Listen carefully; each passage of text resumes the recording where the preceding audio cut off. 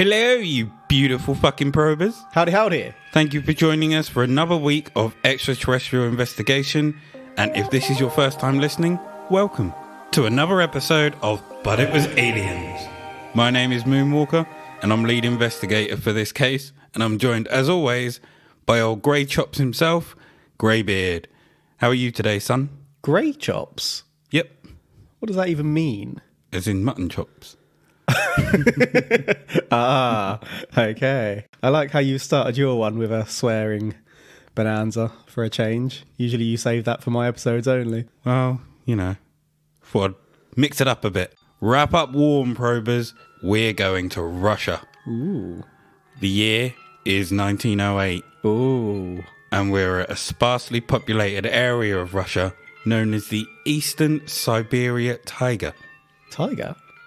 I'm sure it's Taiga or Taiga. Teeming with trees, forestry and wildlife, and being sparsely populated, not a lot of people. It's just gone 7 a.m, and I'm assuming it's cold enough to freeze the nipples off a brass monkey. Picture, if you will, Greybeard. I don't want to picture that. You've just woken up, left your other half in bed, and gone to relieve yourself in the little house. When you say relieve myself... I was about to say in the little outhouse. How do you mean relieve myself? Empty your bowels, empty your bladder. Number 1, number 2, number 3. Whichever one you prefer right now. I'm going for number onesies. Okay. As you step outside, something catches your eye. You look up and you see a bluish light travelling across the sky. There's something about it. You can't take your eyes off it. It's as bright as the sun. You watch this thing for roughly 10 minutes. You turn to continue with relieving yourself when you hear an explosion. Seconds before you're knocked off your feet by the blast. What do you do? Am I in 1908 at this point? You're in 1908 at this point.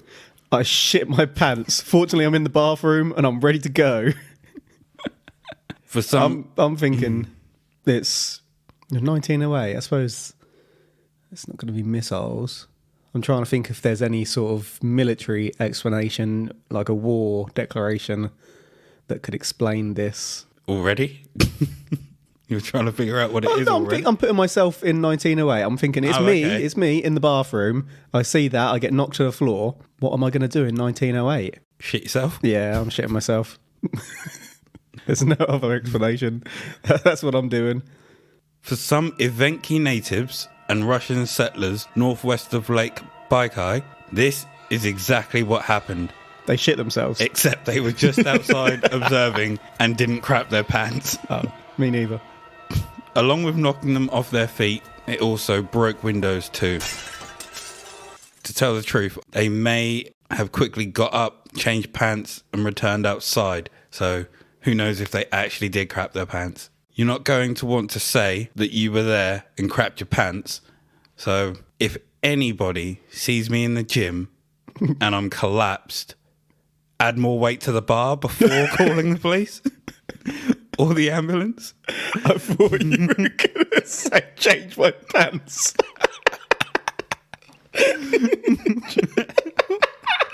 If it's an extra 2 minutes and I die, that's fine. Just change my pants. To be fair, If I was squatting, do that.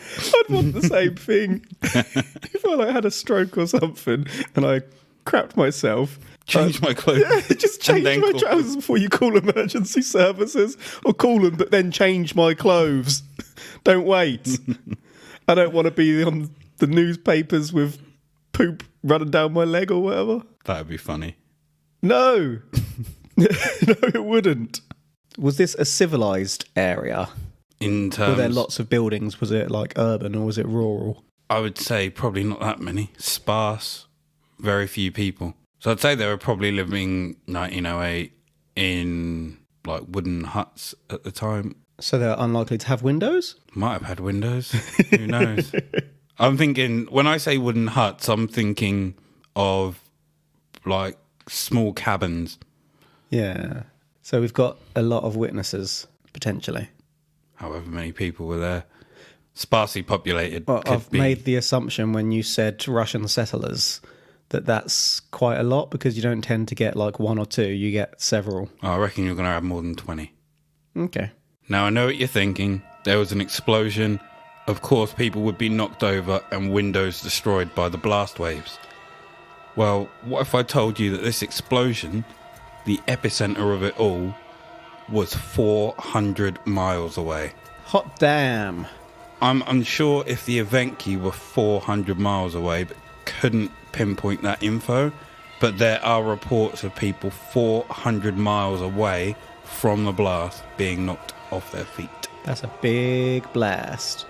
So let me put this into perspective for you. Thank you. London to Edinburgh is 332 miles. If this thing went off in Washington, D.C., you would feel the blast in these following cities: Columbus, Hartford, Boston, Albany, Providence, Ohio, Rhode Island, and possibly New Hampshire, South Carolina, Concord, and Columbia. That will make much more sense to our American listeners, hopefully. So London to Scotland. Further, add another 70 odd miles. Okay, the perspective I'd like. The nuclear bombs of World War II, how far away did they have an effect? This is information I should know, but I cannot recollect at this moment. I don't know. God damn it. Oh, I don't have anything on me to Google. The explosion registered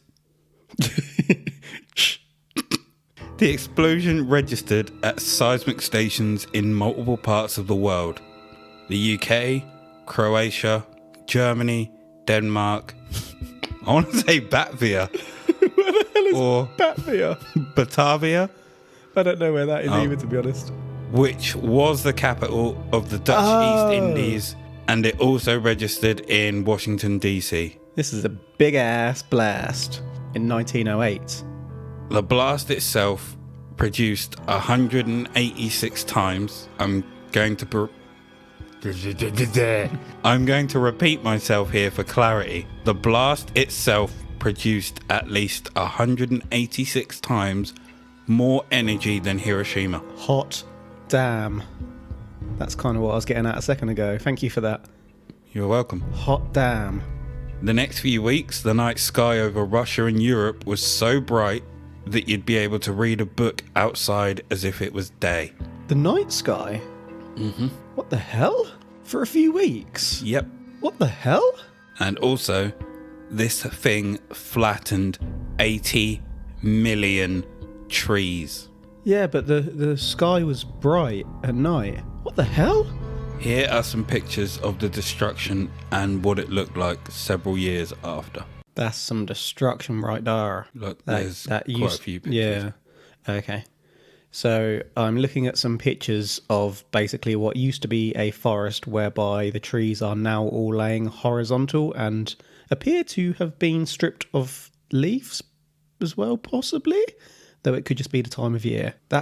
And now I'm looking at an aerial shot from above in what I assume is more modern times, as the picture is colour, and there's just a big, massive circular clearing. It's hard to ascertain quite how large that clearing is. Yeah. Yeah, that's very difficult to make out, because the fact this thing registered 400 miles away, you'd assume that's a pretty large epicentre. Okay. Yeah, that's a nuclear bomb. Screw the Manhattan Project. Russia sorted this shit. Well, I don't want to say sorted, actually. It's not the best creation we've ever made, is it? Russia made this shit in 1908. So what I'm about to tell you is an eyewitness account taken from the Siberian Life newspaper, courtesy of Wikipedia. Nice. The peasants saw to the northwest rather high above the horizon some strange, bright, bluish-white heavenly body. Okay. Which for 10 minutes moved downwards. The body appeared as a pipe, i.e. a cylinder. The sky was cloudless, only a small dark cloud was observed in the general direction of the bright body. It was hot and dry. As the body neared the ground, the bright body seemed to smudge, and then turned into a giant billow of black smoke, and a loud knocking, which wasn't thunder, was heard as if large stones were falling, or artillery was fired. All buildings shook. At the same time, the clouds began emitting flames of uncertain shapes. And that is taken from an eyewitness account. Must have been more than 400 miles away. Otherwise, their ass would be toast.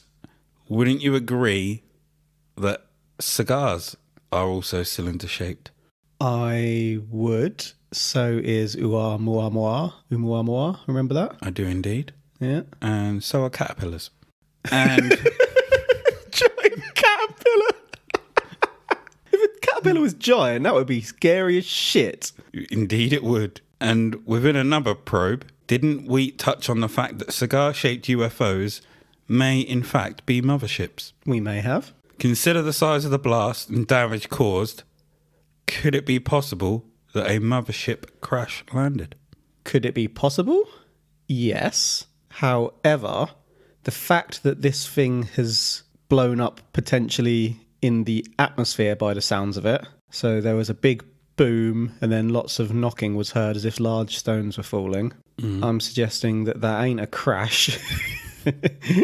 That mother cracker has flown to the Earth without realising that the Earth has an atmosphere and they've burnt their shit up. Possible. It wasn't until 1921 that an investigation was conducted. Whoa. That's 13 years later. Mainly due to the fact that being such a desolate place, it was hard to get to. But people saw it, supposedly. Indeed. Or did they?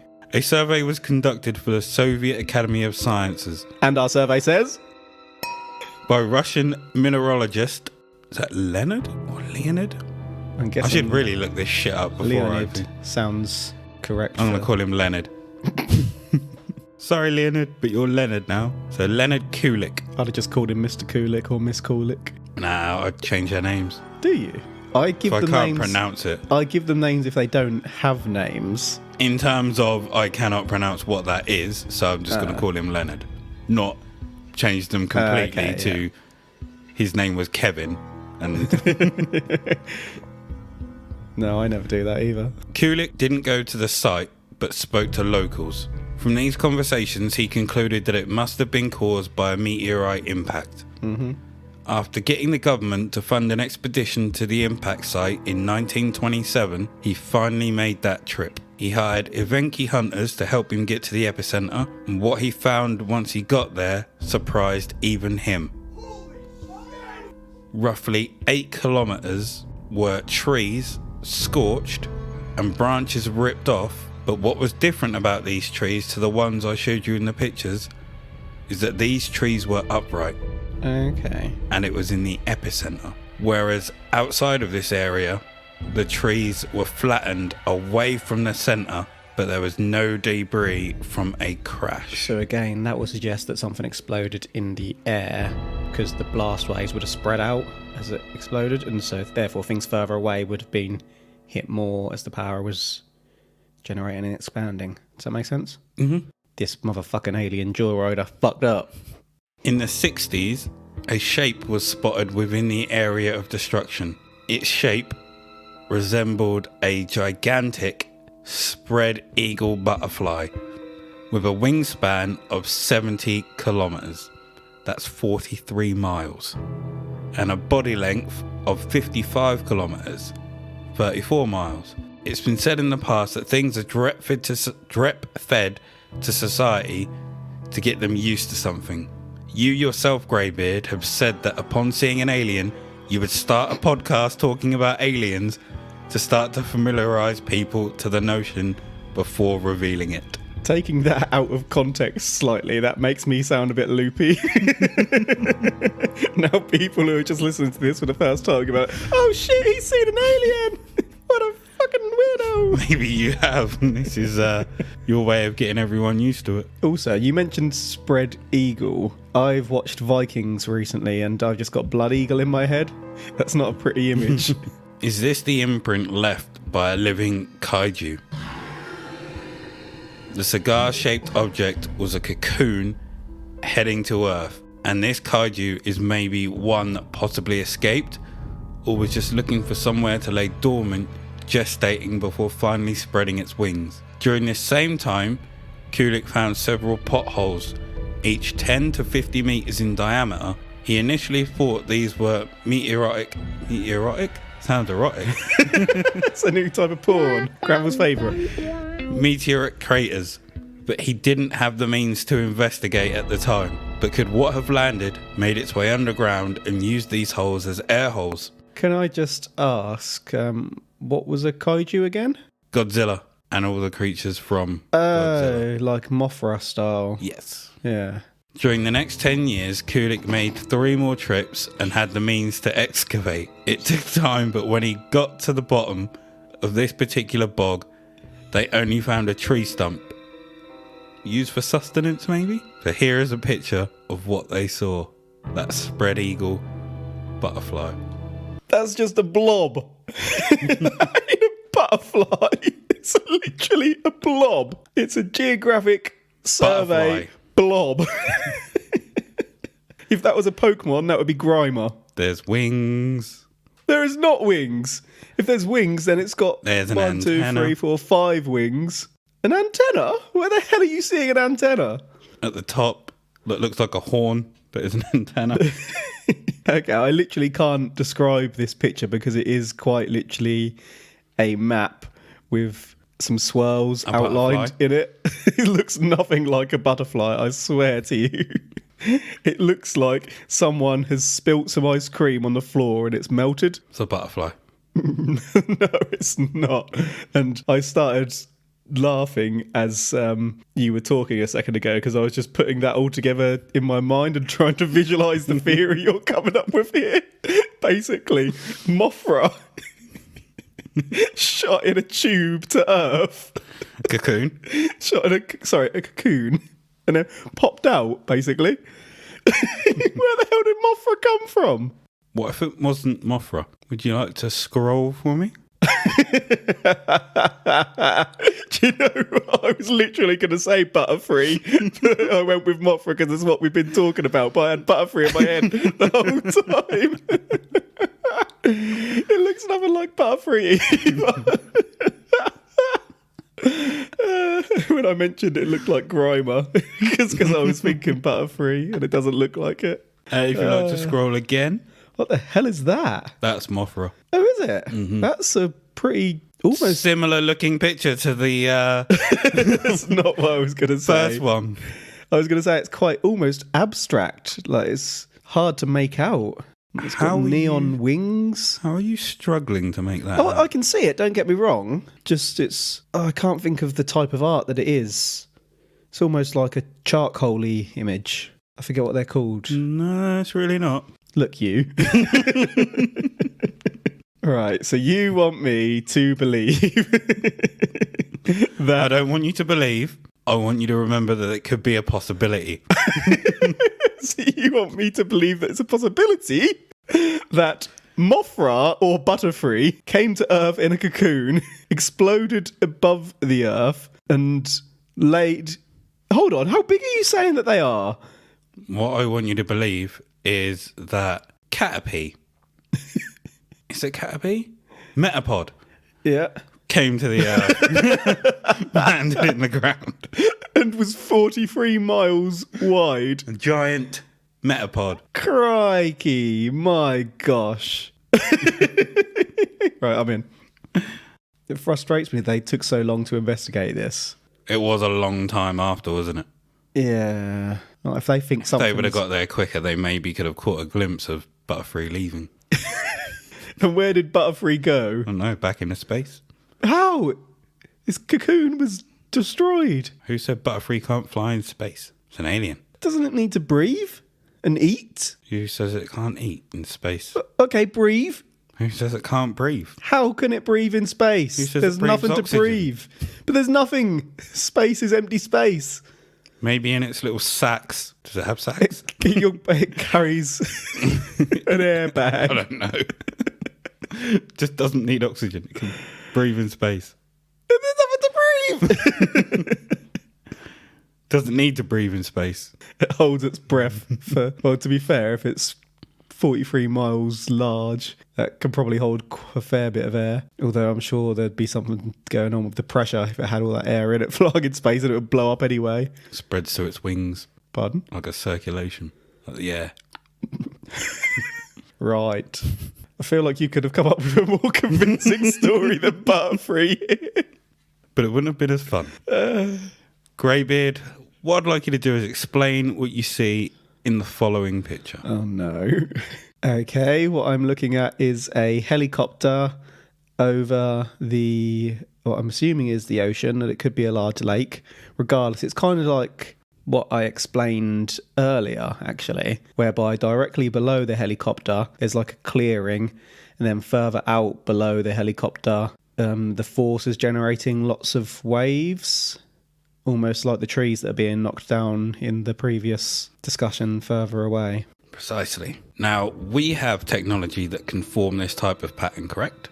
You just explained. We do, yes. What if what fell from the skies was a vehicle in distress? Not a human one, but one from another world entirely. Well, that distress did not end well. We have vehicles and technology that can be affected by malfunctions or even bursts from an electromagnetic pulse. And once out of range, or the intermittent malfunction subsides, control is handed back over to the driver. Could it be possible that the same thing happened here? Outside of our atmosphere, there was a battle going on, or maybe not a battle, but a ship was trying to escape from some pursuers. They got hit with an EMP burst or something similar and fell into our atmosphere. Now, they didn't crash.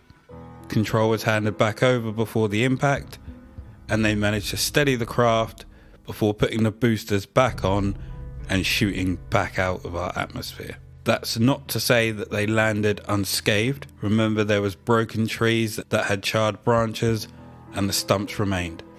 So the craft hit something. In 2004, an expedition by members of the Tunguska space phenomenon found blocks of an extraterrestrial technical device. No. Which could just be parts of the craft or something similar to a black box found in an aircraft. Say what? Why have I not heard of that before? Who the hell are the Tunguska space phenomenon? TSP. How long have they been around? Who knows? Where were they in 1908? Okay, so if something managed to stabilise itself and shoot back into space, why is there an extraterrestrial technical device left behind? Like I said, they hit and lost their trees. black box? Maybe. I find that highly unlikely. How, if that is the case, how do you explain the rocks falling as it was described earlier? Bits of debris, maybe the rattling of the ship as it entered. So bits were falling off this ship. If a car shakes... I'm saying that ship was screwed, whatever. If a car shakes, you're going to hear rattles. It's not going to be... But the ship was gone. No, I mean as it entered the atmosphere. Yeah, but didn't they say there was a big flash, like a boom of thunder, and then it sounded like rocks were falling? No, there was no thunder. Okay, there was a lack of boom like thunder, but they heard rocks falling. Sounded like rocks falling. Yeah, but they couldn't see anything. Maybe things in the craft were knocking about. But the craft was gone. Because if that flash was the craft flying back off, but then they heard the sounds after. No, it was on the way down. Yeah, but the witness couldn't see anything. They saw the flash and that was it. They didn't see a craft. Therefore, the craft had to have been gone pretty quick. Object. And then it went. Smoke and fire. And then nothing. And the sounds. Didn't the sounds come after the flash? Yeah. You've lost me. Where have you got the flash and them going up? If there was a flash, I'm thinking that was them flying away. No. And then that was blowing up. That could have been the explosion, them going back up. They ain't going back up. There was an explosion. The thrusters. No, they're dead. Now we're going to take a look at some more outlandish explanations. More outlandish.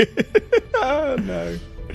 The most outlandish of these is that the explosion was caused by an airburst of an asteroid. The most outlandish. Oh, you son of a bitch. 6 to 10 kilometers above the Earth's surface. Meteorites enter our atmosphere every day, but generally burn up or explode before they reach the ground due to ram pressure, which is the heat generated by the compression of air at the front, which is huge considering the speeds these things can reach up to.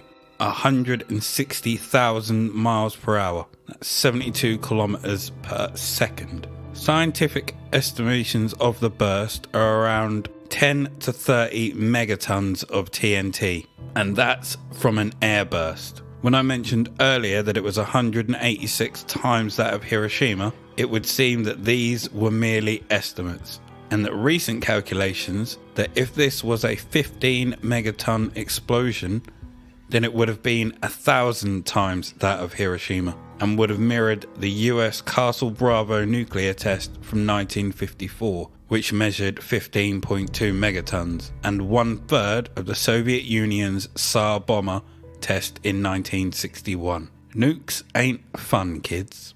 Crikey. And below I have a picture of different nuke tests for you there, so you can see literally how crazy we are getting with nuclear bombs. Okay, did you say how far it was up in the sky?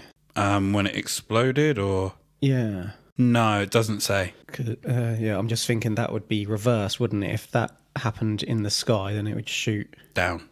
Damn. You're trying to see that little bit in the picture? Yeah. It's the Red Bull.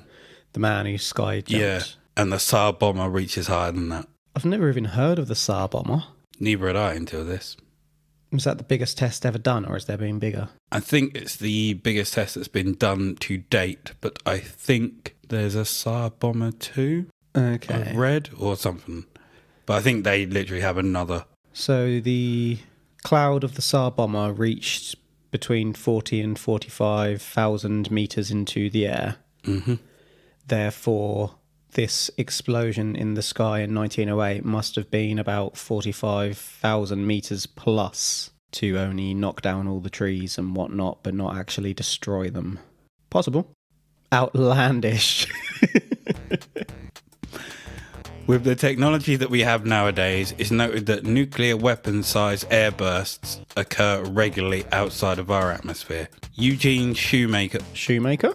I don't remember seeing the name Shoemaker, and I wonder if my laptop auto-corrected and I didn't realise. Mine does do that sometimes. I'm going to stick with Shoemaker. So, Eugene Shoemaker estimated, although I don't know when he did, that 20 kiloton events happen annually and Tunguska-sized events happen every 300 years. However, more recent research suggests that Tunguska-sized events happen every 1,000 years and a 5 kiloton event happens about once a year. The biggest to have been observed with modern technology was a 500 kiloton burst in 2013, which shattered windows and produced meteorites. The Tunguska one didn't produce meteorites. Just saying. Did it not? Is that not what the sound of those rocks could have been? Meteorites falling? I never found them. They found extraterrestrial tech. That could have just been a meteorite, couldn't it? Tech. Do we have any more information on that tech they found? No. Slight flaw there. So these things are semi-regular. Do we have evidence of any others that you know of? Not that I know of. Okay. So these 1,000-year events, are they all explosions in the atmosphere? Mm-hmm. Yeah, because then we get hit by proper ones every, few million years or something? Do you reckon it's possible that an extraterrestrial species is just peppering us for fun? They're like playing bowling. Possibly. Every now and then one gets a strike. Space Alley, and it just like, when it goes out of bounds, that's what's hitting us. Hey, I'm going to hit the Earth, guy! A British astronomer by the name of F.J.W. Whipple Mr. Whipple made the suggestion that it was a comet which had caused the destruction. See? These are so outlandish. Composed of dust, water, ice and frozen gases, it suggested that it made impact, but because of what it's composed of, it vaporized upon entering our atmosphere. This became a general consensus among the investigators by 1960. However, this theory was criticized in 1983 by an astronomer, Zdeněk Sekyna, when he explained that a comet traveling through the atmosphere should have evaporated along a shallow trajectory, but it didn't. It remained intact into the lower atmosphere. It was further helped by a study in 2001 that concluded that it was more likely that this was an asteroid with a stony body or at least the penetrating part of this body was stone-like in nature, which allowed it to stay intact into our atmosphere. However, if that was the case, there should have been a crater at the impact site, but we have none. But then a stone could have blown up in the sky, couldn't it? Or a cocoon could have burrowed in the ground. Wasn't Mothra. February 13th, 2013, a similar event occurred in Russia. An asteroid measuring around 17 to 20 meters across and weighing roughly 11,000 tons exploded, causing a small airburst with an energy release of around 500 kilotons. This event inflicted over 1,200 injuries, most of which resulted from shattered glass from windows. I remember reading about that in the news, actually. Why is it always Russia getting peppered? I know, right? Is it something to do with the fact that they're a large landmass and the angle at which they're situated? I don't know. Not a clue. Just thinking I suppose it wouldn't make a difference with an asteroid. I was thinking of the magnetosphere. So this has happened again. Second coming of Mothra. Mothra, yeah. Mothra's been twice. Definitely Mothra. Definitely can't be an asteroid. Mothra. Exactly. So to summarise, we have Greybeard picturing a light travelling across the sky whilst he goes to the toilet and poops his pants. There's an explosion, and before he's knocked off his feet by the shockwave, he poops his pants again. What? 80 million trees were flattened outwards from I said one it's point, number one, not number two. where in the centre, stumps... You're You a said stump. you'd be sitting down. So do you sit down to go number one? Did I? Yeah. When did I say that? You said you'd poop your pants because you'd already be on the toilet. So that wouldn't matter. Yeah, but I didn't say I was sitting down. What if I pooped standing up? Did you think of that? Greybeard poop standing Have up. a little shake. See where it ends. Up. So I will say it again. Don't use the 80 toilet. million, 80 million trees were flattened outwards from one point where in the centre stumps remained. We have eyewitness accounts which were gathered by Kulik and then followed up by an expedition. The butterfly pattern, the result of an awaking kaiju, the possibility of a craft being knocked into our atmosphere before recovering and leaving again, and the notion that it could have been either a comet or asteroid. The notion. If you don't say that it's Mothra, I'm going to be very disappointed on this one. Yeah, to be fair, as soon as you said 1908 at the start, I was quite aware as what this one was going to be. Yeah, Tunguska. Very, very well known to have been an asteroid. Mothra. Less well known to have been Mothra, but certainly a very... Doesn't mean it's not true. A very credible theory from Mr. Moonwalker here. Do you want me to conclude? Do I need to conclude? I'm not For saying... the listeners, you do. I'm not saying that it was aliens. I'm not saying that it was Mothra. I'm not saying that it was Butterfree. There's no butt coming. Damn. Well, for me, this clearly isn't aliens. It's Mothra. Is Mothra not an alien? Especially if Mothra came to That's Earth true. in a cocoon. It was aliens. It was Mothra. That is all for today's Wait, episode. You're really going to sit on it was Mothra? No, this wasn't aliens. This was clearly an asteroid and an airburst. One of the most famous asteroids to have ever hit the However Earth. in fact. outlandish that notion is, I'm going with that. That is all for today's episode. If you enjoyed what you heard, please leave us a 5-star review if you haven't done so already. We'd really appreciate it, You lovely bastards. as we try to make this podcast the #1 alien podcast in the world. You can find us on our socials, Instagram at But It Was Aliens Podcast, on Twitter at But It Was Aliens, and on Facebook, But It Was Aliens, or within our Facebook group, Extraterrestrial Towers. Have you ever stared in the mirror and tried to outwit your reflection? Yes.